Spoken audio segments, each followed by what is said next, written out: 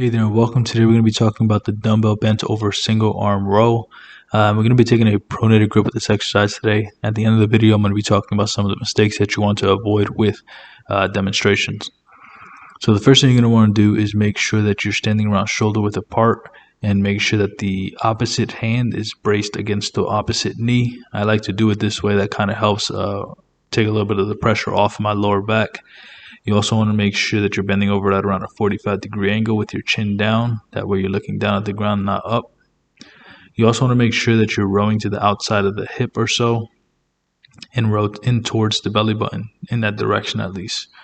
Also make sure you're doing it in a nice, slow, and controlled fashion. But before we continue with more tips, here's a word from today's video sponsor.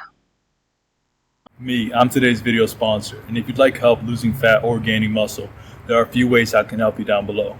Either set up a free consultation with us, purchase one of our free affiliate links, or purchase one of our instant access affordable training programs. Can't wait to be of service to you.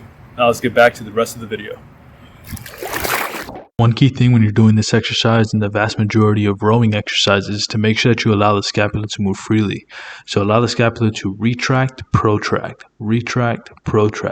and that's crucial with doing any back exercise and making sure that you're getting the most out of it.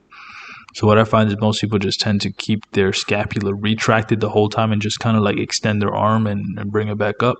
But that's not going to help you build a better back. I mean, it'll obviously work, but if you want to optimize the amount of muscle you can build, you need to take advantage of every single range of motion component that you can, and allowing the scapula to protract, which is basically stretching your back when you're going down and allowing the shoulder to come down, and then bringing it back up and retracting the back to contract it, is going to help build more muscle, obviously, because you're recruiting more muscle fibers that you normally wouldn't have.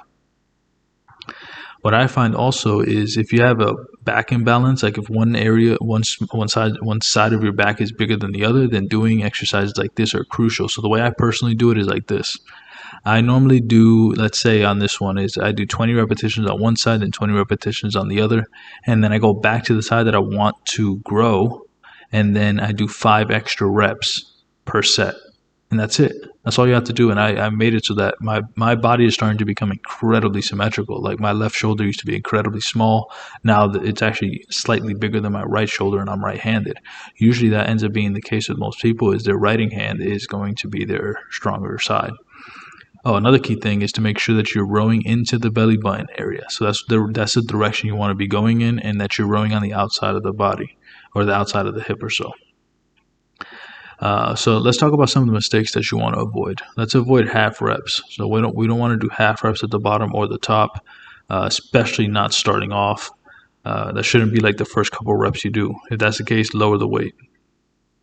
Another thing is you want to make sure that you keep your chin tucked. Don't look up like this and place any unnecessary stress on your neck. You also want to make sure that your shoulders stay down and depressed downward. You also want to make sure you're not driving the elbow out so far that it starts becoming dangerous for your rotator cuff. Also, keep your back straight. You don't want your back rounded like this. You want to make sure that it just sits straight from the top to the bottom. Also, don't rotate while you row. Keep your chest facing the ground the whole time. That way you can activate your back in a more controlled fashion.